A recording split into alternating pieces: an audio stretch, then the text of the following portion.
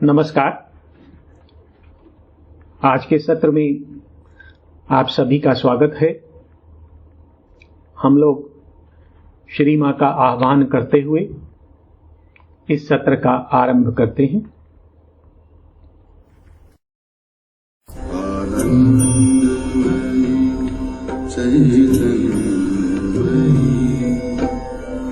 सत्यमयी परमे आनंदमयी चैतन्यमयी सत्यमयी परमे आनंदमयी चैतन्यमयी सत्यमयी परमे।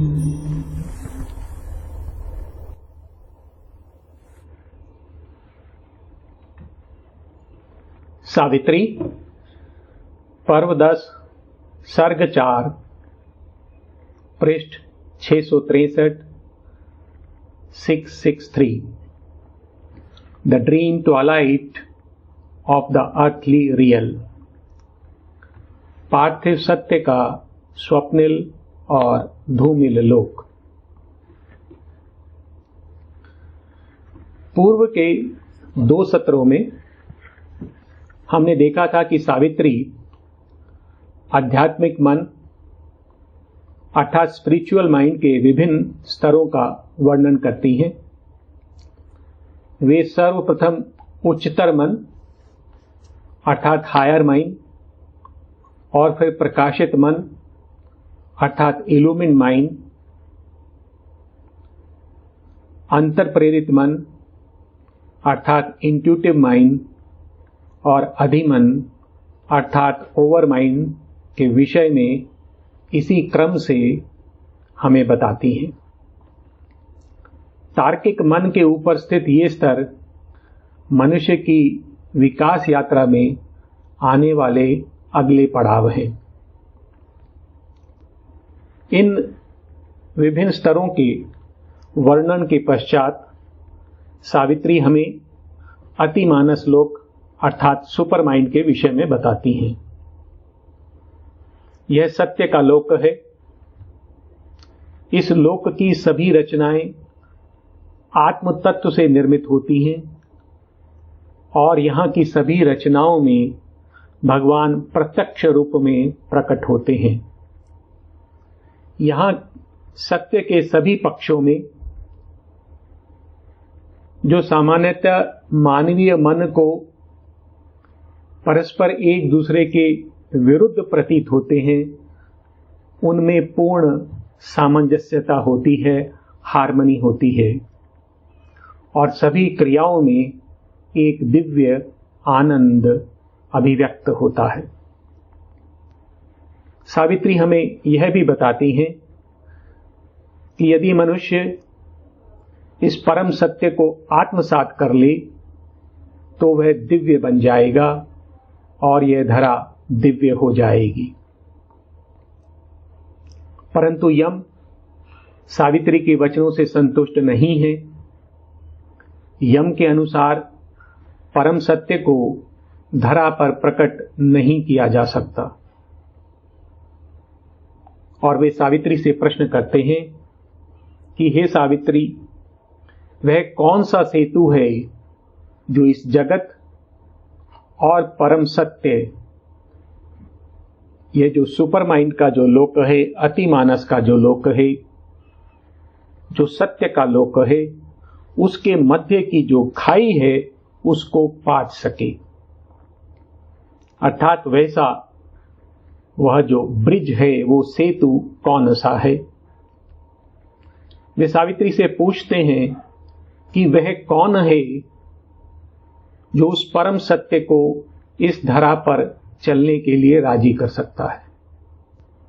और फिर वे सावित्री से पूछते हैं कि हे देवी, क्या तेरे पास वह शक्ति है जो इस कार्य को संभव कर सके।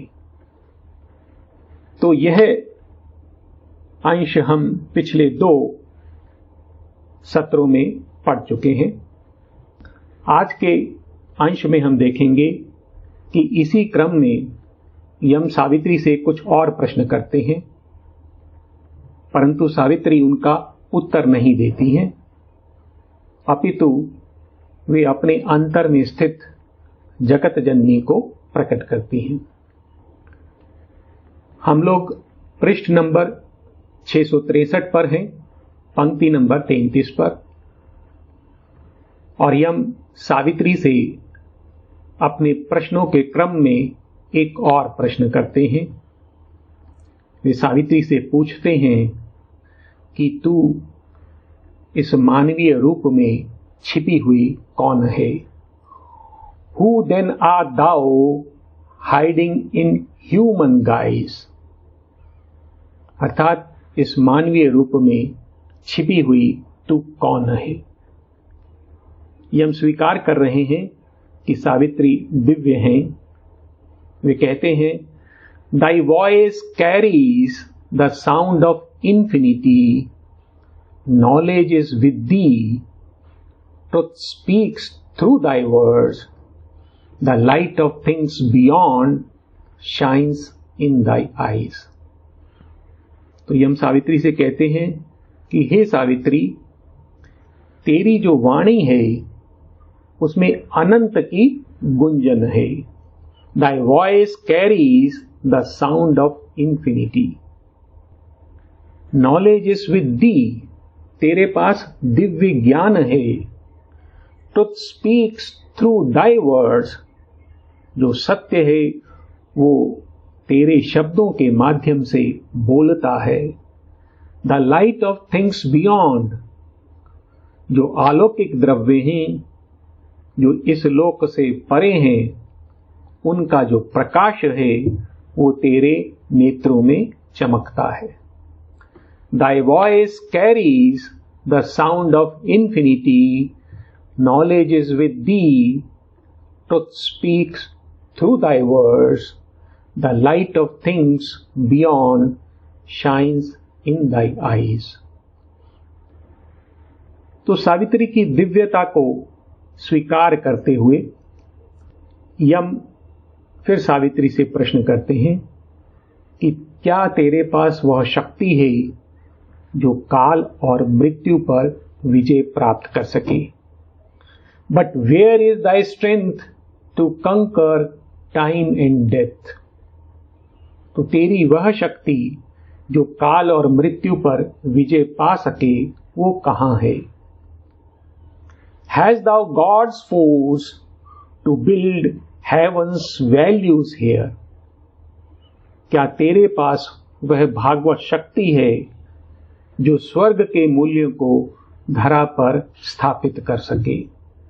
Hast thou God's force to build heaven's values here? तो इसके पश्चात यम सावित्री से कहते हैं कि यदि सत्य और ज्ञान इस जग का रूपांतरण ना कर सकें तो वे व्यर्थ हैं।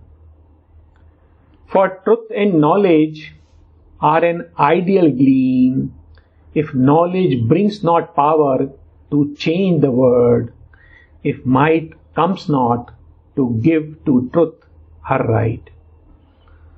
तो वो एक प्रकार से सावित्री से प्रश्न कर रहे हैं, क्या वो तेरे पास शक्ति है जो इस धरा का रूपांतरण कर सके, यहां पर स्वर्ग के मूल्यों को स्थापित कर सके?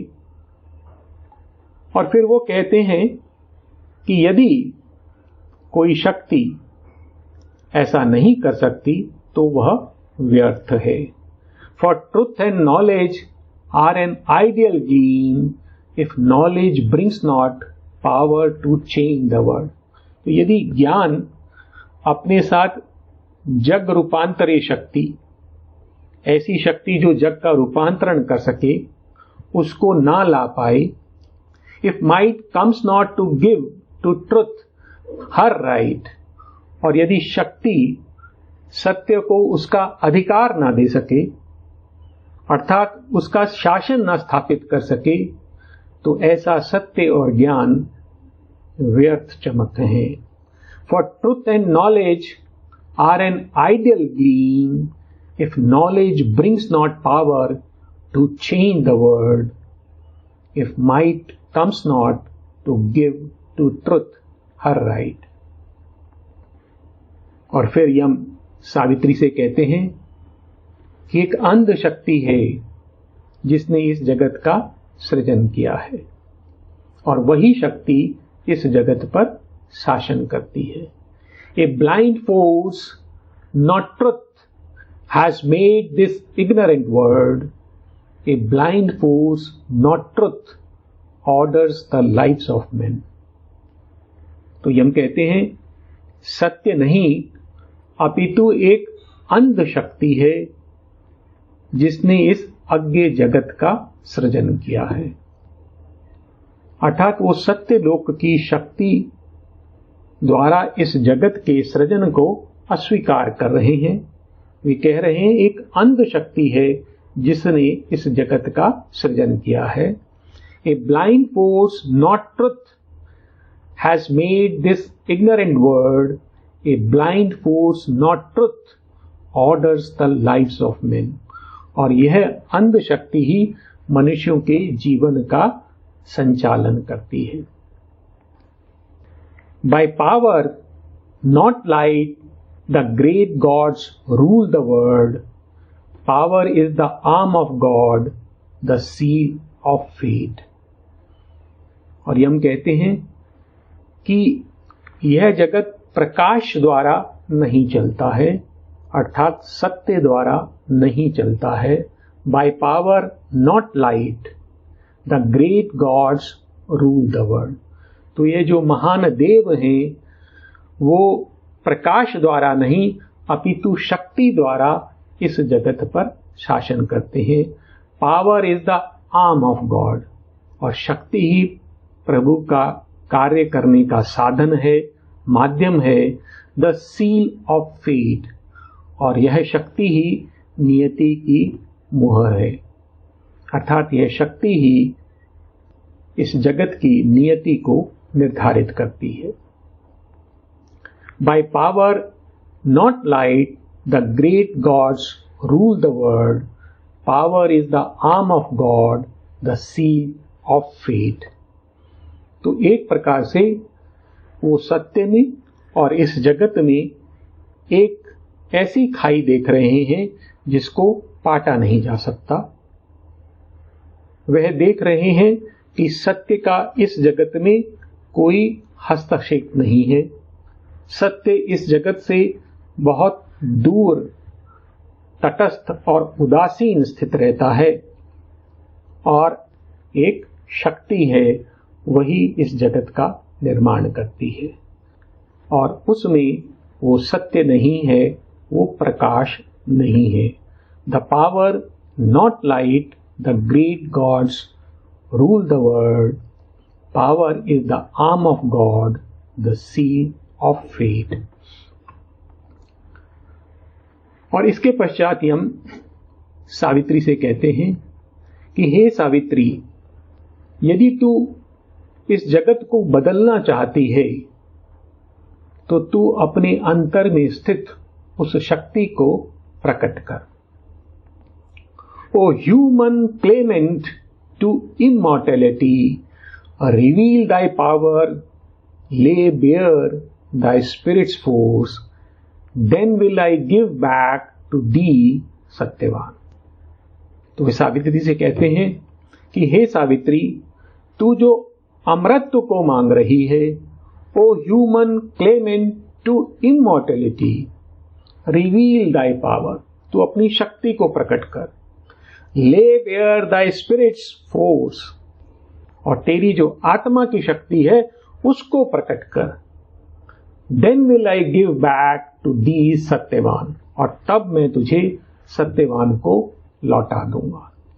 ओ human Clement to immortality, reveal thy power, lay bare thy spirit's force, then will I give back to thee Satyavan. और फिर यम सावित्री से कहते हैं, अगर तू उस जगत जननी के मुझे दर्शन करा दे तो मैं भी उसकी पूजा करूंगा। और if the mighty mother is with thee, show me her face that I may worship हर। तो ये हम कहते हैं कि यदि वह सर्वशक्तिमयी जगन्नाथ माता, जो इस धरा के भविष्य को, नियति को बदल सकती है, उनका तू मुझे दर्शन करा दे। और यदि तू ऐसा करे तो मैं भी उसकी पूजा करूंगा। और if the mighty mother is with thee, show me her face that I may worship her. Let deathless eyes look into the eyes of death. तो यम ये कामना कर रहे हैं क्या? लेट डेथलेस आईज, तो वो जो शाश्वत के जो नेत्र हैं, अर्थात उस जगत जननी के जो नेत्र हैं, look into the eyes of death, उनको मेरे मुख को देखने दे या मेरे नेत्रों में झांकने दे। Let deathless eyes look into the eyes of death. तो अमर नेत्रों को इस मृत्यु के नेत्रों में झांकने दे, अर्थात उस देवी को तू, उस अमृतत्व की देवी को मेरे समक्ष प्रकट कर। An imperishable force touching brute thing transform earth's death into immortal life. और इस अविनाशी शक्ति को, इस जगत के जो अनगढ़ द्रव्य हैं, पदार्थ हैं, जो रचनाएं हैं, उनको स्पर्श करने दे। An imperishable force touching brute things, तो यह जो अनगढ़ द्रव्य हैं उनको स्पर्श करने दे। Transform earth's death into immortal life, और धरा पर यह जो मृत्यु का शासन है, उस मृत्यु के जीवन को दिव्य जीवन में परिवर्तित करने दे। और if the mighty mother is with thee, show me her face that I may worship her. Let deathless eyes look into the eyes of death, an imperishable force touching brute thing transform earth's death into immortal life. और यदि ऐसा हो तो क्या होगा? Then can thy dead return to thee and live। और तब तेरा सत्यवान तेरे जीवन में लौट सकेगा और जी सकेगा। Then can thy dead return to thee and live। और तब क्या हो सकेगा? The prostrate earth perhaps shall lift her gaze and feel near her the secret body of God, and love and joy overtake fleeing time। और तब क्या होगा? तब संभवतः ये जो धरा है, जो दंडवत है, द prostrate अर्थ, जो लेटी हुई है, दलित है, shall lift her gaze, वो अपनी दृष्टि उठा लेगी, and feel near her the secret body of God, और अपने समक्ष, अपने समीप भगवान की गुह्य देह को अनुभव करेगी। The prostrate earth perhaps shall lift her gaze and feel near her the secret body of God, and love and joy overtake fleeing time। और जो काल अभी भाग रहा है और प्रेम और आनंद की पकड़ से दूर है, तब संभवतः प्रेम और हर्ष उसको पकड़ लेंगे, अर्थात उनका यहां पर साम्राज्य स्थापित हो जाएगा। Then can thy dead return to thee and live? The prostrate earth perhaps shall lift her gaze and feel near her the secret body of God, and love and joy overtake fleeing time. यहां पर यम अपना कथन समाप्त करते हैं, परंतु सावित्री उनका कोई उत्तर नहीं देती। अब हम आगे की पंक्तियों में देखेंगे कि सावित्री उत्तर देने की अपेक्षा वो अपना दिव्य रूप प्रकट करती हैं। And Savitri looked on death and answered not. तब सावित्री ने यम की ओर देखा, परंतु कोई उत्तर नहीं दिया। Almost it seemed as if in his symbol shape the world's darkness has consented to heaven light and God needed no more the inconscious scream. और तब ऐसा प्रतीत हो रहा था कि यह जो जगत का जो अंधकार है, द वर्ल्ड्स डार्कनेस, जो यम के रूप में अपने को प्रकट कर रहा है, in his symbol shape had consented to heaven light, एक प्रकार से उसने स्वर्गिक प्रकाश को स्वीकृति दे दी है, सत्य की अनुमति दे दी है, ऐसा प्रतीत होता है। और तब भगवान को अब अचित के आवरण की कोई आवश्यकता नहीं रही है। Almost it seemed as if in his symbol shape the world's darkness had consented to heaven light and God needed no more the inconscient scream. और अब सावित्री अपने अंदर स्थित जगन माता को प्रकट करने जा रही हैं, तो उनके अंतर में एक रूपांतरण होता है। A mighty transformation came on her. एक शक्तिशाली रूपांतरण सावित्री के अंदर प्रकट होता है। और जब ऐसा होता है तो क्या होता है कि उनके चारों ओर का जो वातावरण है वो प्रकाशमय हो जाता है। A halo of the indwelling deep, the immortal's luster that had lit her face and tinted its radiance in her body's house, overflowing, made the air a luminous sea. तो सावित्री के अंतर में एक देवी स्थित है और उनका प्रभामंडल चमक रहा है। A halo of the indwelling deity, the immortal's luster that had lit her face. तो सावित्री का जो मुख है वो प्रकाशित है, किससे? जो अंतर स्थित देवी हैं उनके प्रकाश से, उस परम शाश्वत के प्रकाश से सावित्री का मुख जगमगा रहा है।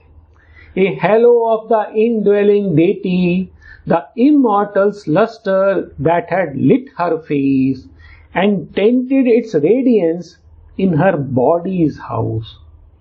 और यह जो देवी है, उन्होंने अपना जो तेज है वो सावित्री की देह में स्थापित कर दिया था।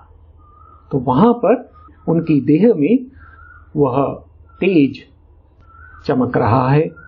Overflowing made the air a luminous sea, और वह उनकी देह से बाहर निकलता है, उमड़ता है और जो चारों ओर का जो वातावरण है उसको एक प्रकाशमान ज्योतिर्मय सागर के समान बना देता है।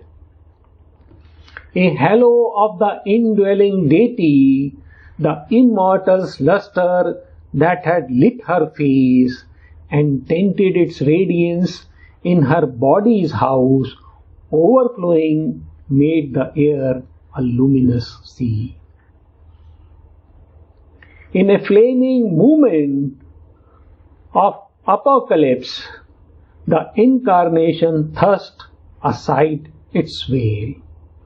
तो यह एक ऐसा मूवमेंट है, अपोकलिप्स अर्थात एक विशेष क्षण है जब कोई बहुत महत्वपूर्ण घटना होने वाली है, उसको बोलते हैं apocalypse.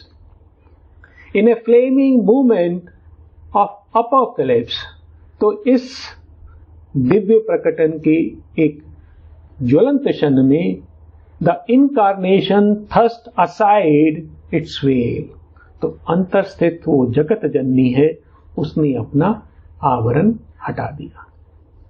In a flaming movement of apocalypse the incarnation thrust aside its veil, a little figure in infinity yet stood and seen the Eternal's very house। और अब उस प्रकाशमय वातावरण में सावित्री की जो देह है, जो आकृति है, वो स्थित थी। A little figure in infinity, तो जैसे अनंत में एक छोटी सी आकृति स्थित है, विराजमान है। A little figure in infinity yet stood, तो वहां पर अभी भी सावित्री की देह दिखाई दे रही है। And seeing the eternal's very house, और वह शाश्वत का धाम प्रतीत होती है कि यही शाश्वत का धाम है, the very house. A little figure in infinity yet stood and seen the Eternal's very house, as if the world's center was her very soul। और ऐसा प्रतीत होता था कि जैसे उसकी आत्मा ही इस सृष्टि का केंद्र हो। क्यों?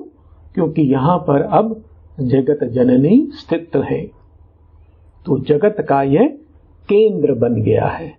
As if the word center was her very soul and all wide space was but its outer robe। और ये जो सकल विस्तृत आकाश है, जो संपूर्ण सृष्टि है, वो उस देवी का एक बाह्य परिधान ऐसा दिखाई दे रहा था।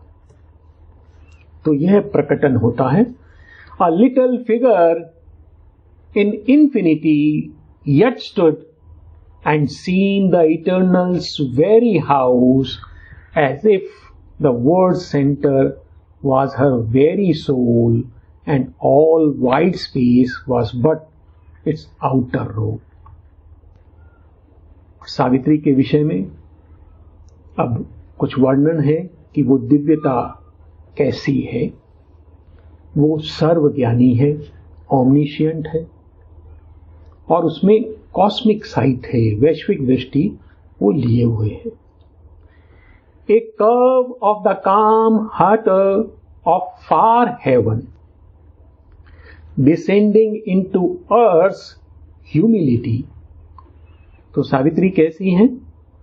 ए curve of the calm outer of far heaven, तो एक कोई सुदूर स्वर्ग है। हाउटर, इसको बोलते हैं गर्व या अभिमान। तो सावित्री उसके अभिमान की, उस स्वर्ग के गर्व की एक रेखा है जो नीचे की ओर झुक गई है। कर्व, वो मुड़कर नीचे की ओर आ गई है। A curve of the calm harder of far heaven descending into earth's humility, जो इस धरा की दीनता में, इसकी विनम्रता में उतर आई है। Her forehead span vaulted the omniscient's gaze, और सावित्री का मस्तक कैसा है? Vaulted the omniscient's gauge.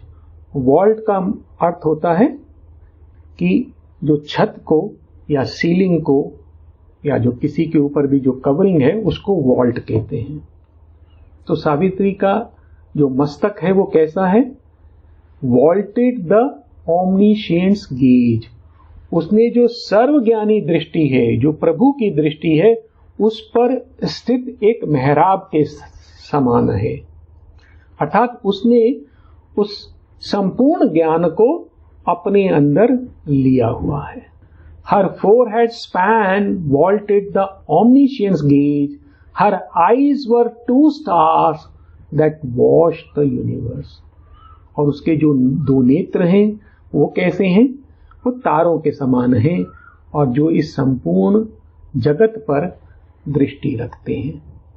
तो यह अब सावित्री कैसी दिखाई दे रही हैं उसका वर्णन है। A curve of the calm author of far heaven, descending into earth's humility, her forehead span vaulted the omniscience gauge, her eyes were two stars that washed the universe.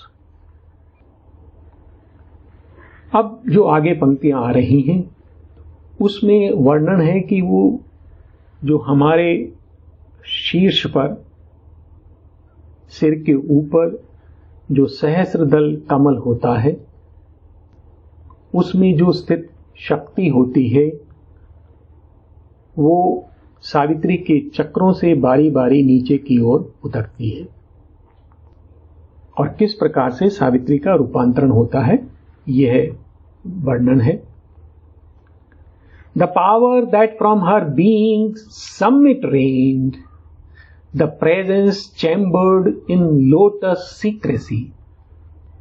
तो एक शक्ति है जो सावित्री की सत्ता के शिखर पर स्थित है और वहां से उस पर शासन करती है। The power that from her being's summit reigned, the presence chambered in lotus secrecy. और यहां पर जो कमल है वो कैसा है? वो 1000 पंखुड़ियां लिए हुए है। वह जो गुह्य सहस्रदल है उसमें एक उपस्थिति गोपित है।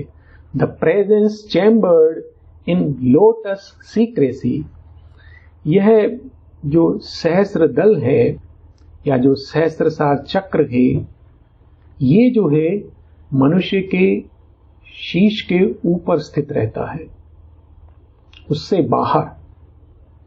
और यह जो चक्र है ये उच्चतर मन, प्रकाशित मन, अंतर प्रेरित मन और अधिमन, जिनके विषय में हमने पहले पढ़ा है, उसकी ओर खुलने वाला प्रवेश द्वार है। यहीं से जो है मनुष्य उठते हुए उन स्तरों को प्राप्त करता है। तो वहां पर एक उपस्थिति स्थित है। The power that from her being summit rain, the presence chambered in lotus secrecy came down and held the centre in her bro. और अब वह जो शक्ति है वो नीचे उतर कर आती है और जो हमारी भौं के मध्य में आज्य चक्र में जो स्थित होता है उसको अधिकृत कर लेती है। यह जो चक्र है सृष्टि को देखता है, गोपित जगत को देखता है और जो संकल्प यहां पर स्थित रहता है उसका नियंत्रण करती है। तो वह शक्ति इस चक्र में उतर आती है। Came down and held the center in her brow, where the mind's lord in his control room sits. और यहां पर जो मन का स्वामी है, that is the seeing will, जो संकल्प है और जो दृष्टा है, वो यहां से मनुष्य को नियंत्रित करता है। तो उसका ये कंट्रोल रूम है, वहां वो बैठा रहता है और वहां यह शक्ति उतर आती है। The power that from her being summit reigned, the presence chambered in lotus secrecy, came down and held the center in her brow, where the mind's lord in his control room sits. और जब यह शक्ति नीचे उतरती है तो क्या होता है कि यहां पर संकल्प है और जो दृष्टि है, वैश्विक दृष्टि, वो जागृत हो जाती है, जो अदृश्य जगत को देख पाती है। There throned on concentration's native seat, he opens the third mysterious eye in man, the unseen I that looks at the unseen. तो यहां पर जो है एकाग्रता का स्वाभाविक आसन है, कंसंट्रेशंस नेटिव सीट। और यहां पर कौन विराजमान है? मन का स्वामी। He opens that third mysterious I.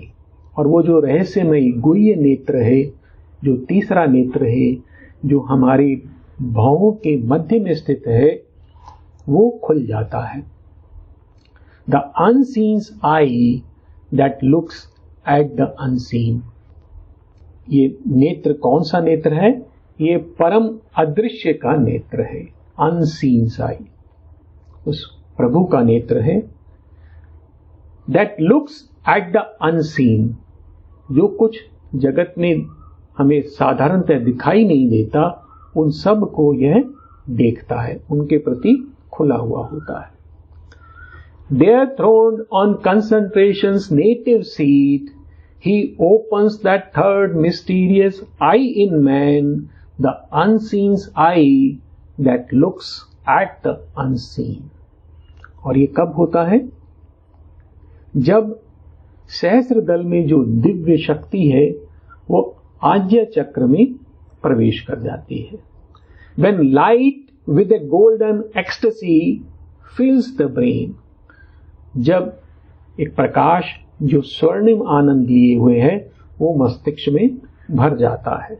When light with a golden ecstasy fills his brain and the eternal wisdoms drives his choice, और जो शाश्वत की जो प्रज्ञा है वो उसकी कामनाओं का संचालन करती है।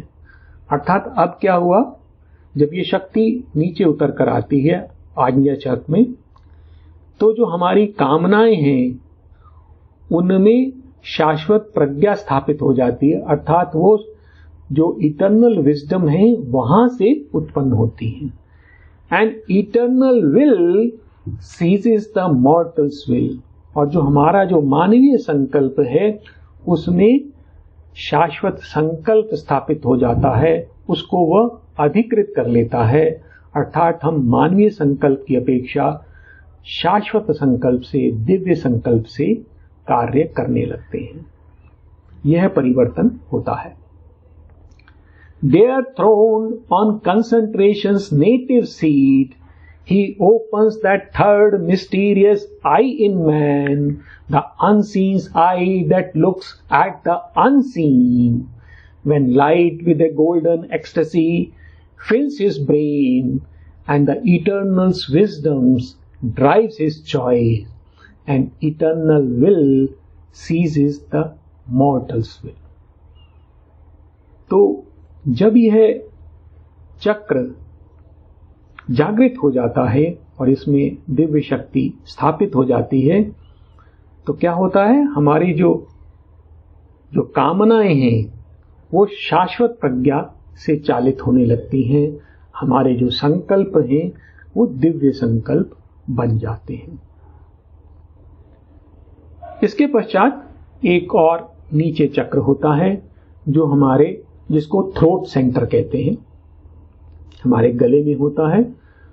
उसको जो नाम दिया गया है वो विशुद्ध चक्र। और इस चक्र का जो रोल होता है, फंक्शन होता है, ये जो हमारी अभिव्यक्ति होती है उसका नियंत्रण करता है। और जब यह चक्र जागृत होता है तो मनुष्य के कार्यों में जो वर्ड सोल है, जो विश्व आत्मा है, उसका संकल्प स्थापित हो जाता है। अर्थात वो जो जगत का जो संकल्प है उसके अनुसार कार्य करने लगता है। It stirred in the lotus of her throat of song. तो यह चक्र कैसा है? ये विशुद्ध चक्र, यह थ्रोट ऑफ सॉन्ग, यहां पर संगीत है, अर्थात सामंजस्य है। तो अभिव्यक्ति का जो सामंजस्य है, सामंजस्य किससे? दिव्य संकल्प से। तो जो भागवत संकल्प है उससे जब हमारे अंदर हमारे कार्यों में सामंजस्य स्थापित हो जाता है वो कब होता है? जब हमारा विशुद्ध चक्र जो है जागृत हो जाता है। It stirred in the lotus of her throat of song, and in her speech throbbed the immortal word. और तब क्या हुआ? सावित्री की वाणी में जो शब्द स्पंदित होते हैं वो कौन से होते हैं? दिव्य शब्द। And in her speech throbbed the immortal. Her life sounded with the steps of the word soul. अर्थात उसका जो जीवन है, अब वो जो विश्व आत्मा है उसके जो पग है, उसकी जो ध्वनि है उससे गुंजित होता है। अर्थात जो विश्व आत्मा का जो संकल्प है उसकी जो गति है वही गति सावित्री के जीवन की बन गई है। Her life sounded with the steps of the word soul, moving in harmony with the cosmic thought. और उसका जो जीवन है वो कैसा है? जो वैश्विक विचार है उससे उसमें सामंजस्य है। तो एक प्रकार से भगवान से, जगत जननी से एकाकार स्थापित हो रहा है धीरे धीरे। It stirred in the lotus of her throat of song, and in her speech throbbed the immortal word. Her life sounded with the steps of the word soul, moving in harmony with the cosmic thought. अब इसके पश्चात जो अगला चक्र आता है वो हमारे हृदय के बगल में स्थित होता है, बिल्कुल सेंटर में। यह जो चक्र है इसका नाम हृदय चक्र भी है और इसको अनाहत चक्र भी बोलते हैं। यह जो चक्र है ये हमारी भावनाओं का संचालन करता है, नियंत्रण करता है, और इस चक्र के पीछे ही चैत्य पुरुष स्थित रहता है। तो जब यह शक्ति उस चक्र में उतरती है तो क्या होता है? As glides God's son into the mystic cave where hides his light from the pursuing gods, it glided into the lotus of her heart and woke in it the force that alters fate. तो जब यह शक्ति जो आद्य शक्ति है, जगत जननी है, वो उनके हृदय में उतरती है। कैसे? As glides God's son into the mystic cave where hides his light from the pursuing gods. तो जैसे प्रभु का जो सूर्य है वो एक रहस्यमय गुफा में धीरे से प्रवेश कर जाता है। क्यों? कि वह अपने आप को उन देवों से जो उसका पीछा कर रहे हैं छिपा लेता है, वैसे ही यह जो हृदय कमल में प्रवेश कर जाती है।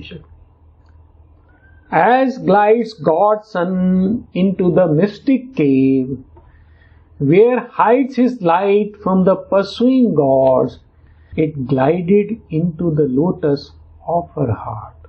और वहां स्थापित होने के बाद वो क्या करती है शक्ति? And woke in it the force that alters fate. और वहां पर वह दिव्य शक्ति जागृत कर देती है जो नियति को बदल देती है। और सावित्री को अपनी नियति को बदलना है, इस जगत की नियति को बदलना है, और उसे वह शक्ति अब प्राप्त हो जाती है। And woke in it the force that alters fate. अब इसके पश्चात दो और चक्र हैं, उनका नाम है एक मणिपुर चक्र और एक स्वाधिष्ठान चक्र। एक चक्र तो हमारी जो नेवल सेंटर है उसे बोलते हैं, दैट इज मणिपुर चक्र, और उसके नीचे थोड़ा नीचे आता है स्वाधिष्ठान चक्र। ये दोनों जो चक्र हैं, ये जो मणिपुर चक्र है वो हायर वाइटल को, और जो स्वाधिष्ठान चक्र है वो लोअर वाइटल को कंट्रोल करता है। लोअर वाइटल में क्या आता है, जैसे ग्रीड है, लालच है, लस्ट है, डिजायर्स हैं, ये कामनाएं जो हैं ये लोअर वाइटल में आती हैं। और हायर वाइटल में जैसे कोई वीरता का कार्य है, कोई योद्धा का जो पैशन है वो उसमें है। इसी प्रकार के जो और पैशन है हायर वाइटल में आते हैं। और यहां पर भी परिवर्तन होता है। क्या परिवर्तन होता है कि जो कामनाएं हैं जो हमारे वाइटल से जुड़ी हुई हैं, हायर वाइटल और लोअर वाइटल से, वो दिव्य हो जाती हैं। It poured into her navel's lotus depth, lodged in the little life nature's narrow home। तो यह जो शक्ति है उसके मणिपुर चक्र में प्रवेश कर गई, और जो उसके नीचे का जो चक्र है, जो शुद्र जीवन का लिटिल लाइफ, उसका जो चक्र है उसके छोटे से घर में बस गई। It poured into her navel's lotus depth, lodged in the little life nature's narrow home. On the body's longing grew heaven rapture's flower। और तब उसकी जो देह की जो कामनाएं हैं उसमें एक स्वर्गिक आनंद पुष्पित हो गया। And made desire a pure celestial flame, और कामना को उसने एक पवित्र स्वर्गिक ज्वाला बना दिया। अर्थात ये परिवर्तन क्या परिवर्तन है कि ये जो हमारी कामनाएं हैं दिव्य हो गई। अर्थात क्या परिवर्तन हुआ कि अभी तक जो हमारी कामनाएं हैं वो हमारे ऊपर नियंत्रण करती हैं, अर्थात वो हमें चलाती हैं, और जब वो पूरी होती हैं तो हमें कुछ सुख देती हैं, और जब पूरी नहीं होती तो दुख देती हैं।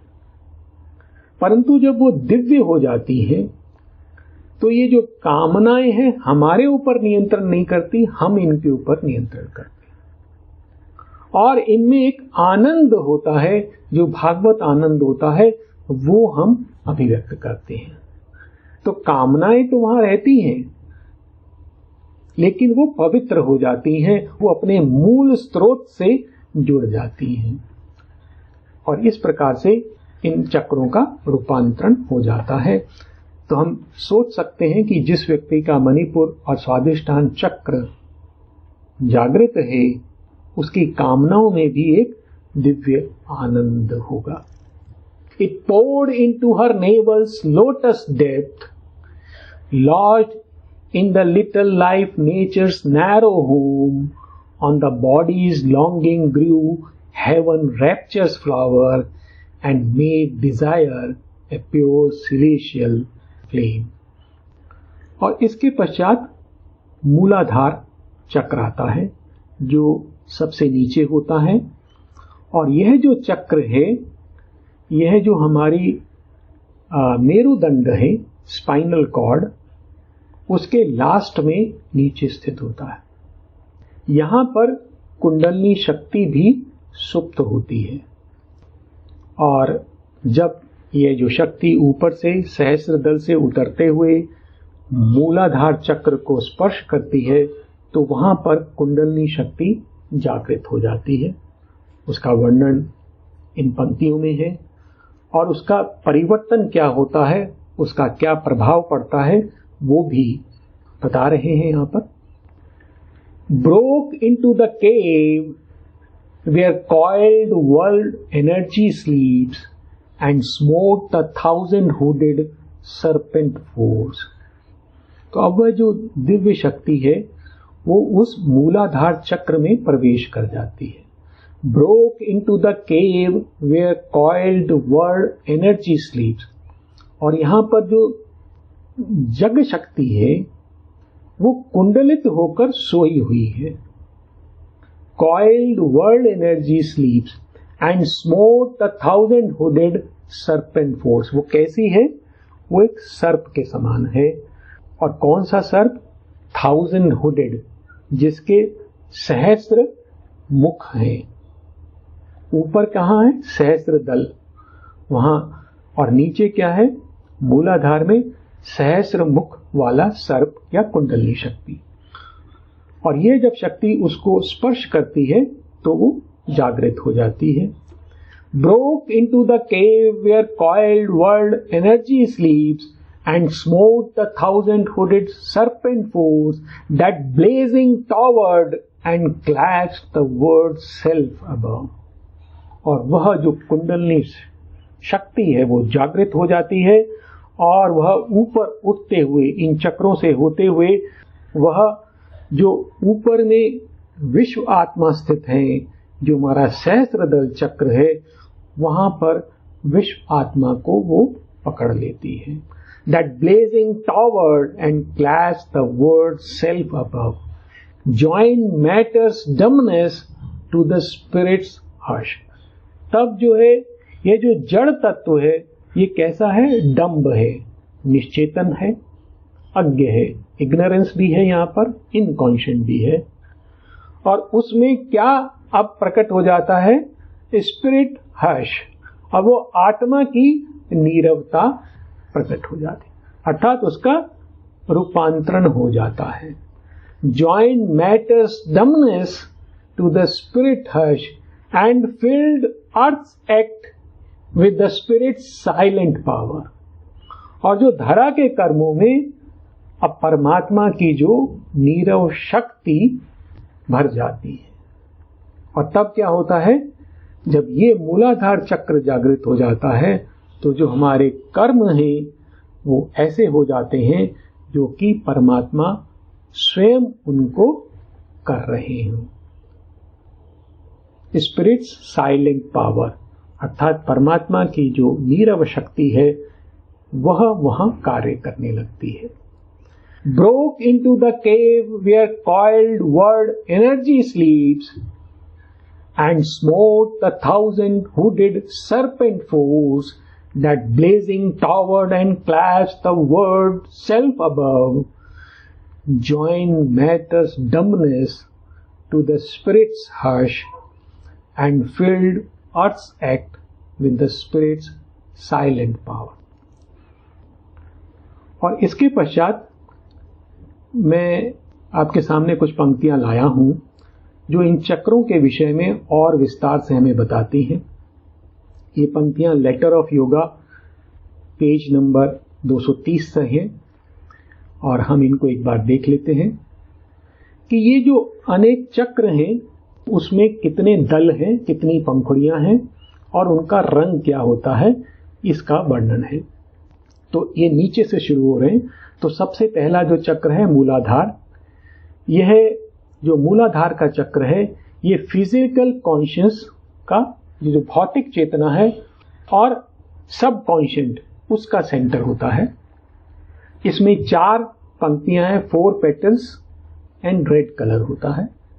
उससे ऊपर एब्डोमिनल सेंटर है, स्वाधिष्ठान चक्र, जहां 6 पंखुड़ियां होती हैं और उसका जो कलर है वो गहरा पर्पल रेड, इस प्रकार का कलर है। उसके बाद मणिपुर चक्र है जिसमें 10 पंखुड़ियां होती हैं और उसका कलर बैंगनी होता है, वॉयलेट। उसके ऊपर हम आते हैं तो हृदय चक्र है, अनाहत चक्र, जिसमें 12 पंखुड़ियां होती हैं और उसका जो रंग है वो गुलाबी होता है, गोल्डन पिंक। उसके ऊपर थ्रोट सेंटर विशुद्ध चक्र, जिसमें 16 पंखुड़ियां होती हैं और उसका जो रंग है वो ग्रे कलर का होता है। और उनसे ऊपर आज्ञा चक्र जो आईब्रोज के बीच में स्थित है हमारे मस्तक में, वहाँ 2 पंखुड़ियां होती हैं और उनका जो रंग है वो सफेद होता है। और उसके पश्चात जो सबसे ऊपर सहस्त्रदल वो 1000 पेटल्ड होता है, उसमें 1000 पंखुड़ियां होती हैं और उसमें नीला कलर होता है और उसके चारों ओर स्वर्णिम प्रकाश होता है। तो इस प्रकार का इनका वर्णन है ये लेटर्स ऑफ योगा में से है, पेज नंबर 230 पर। अब इस सब रूपांतरण होने के पश्चात क्या होता है? ये रूपांतरण सावित्री में हो गया है। Thus changed, she waited for the word to speak.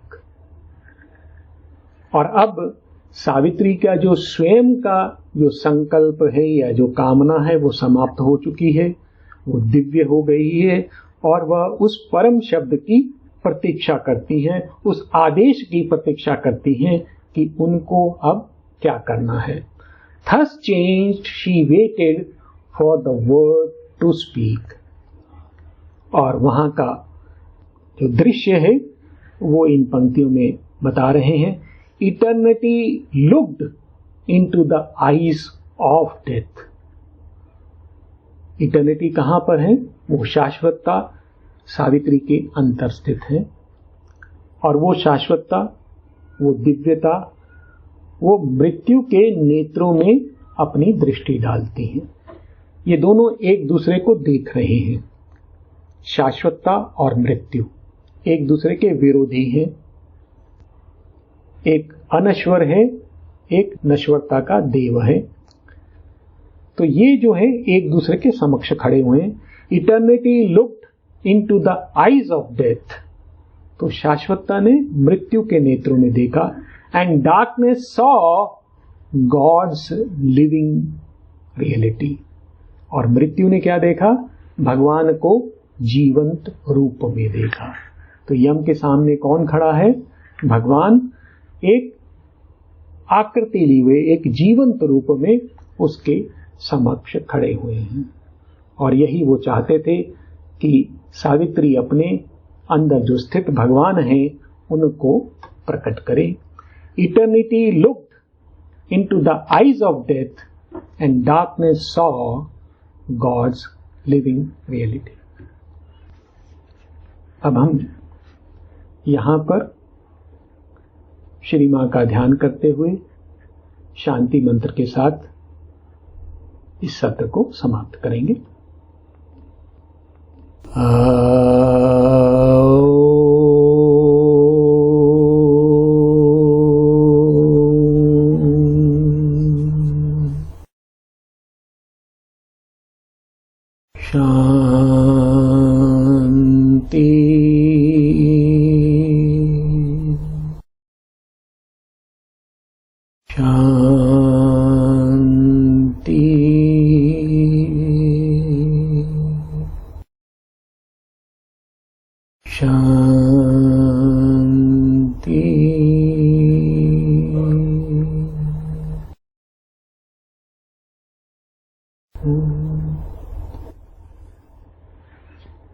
धन्यवाद।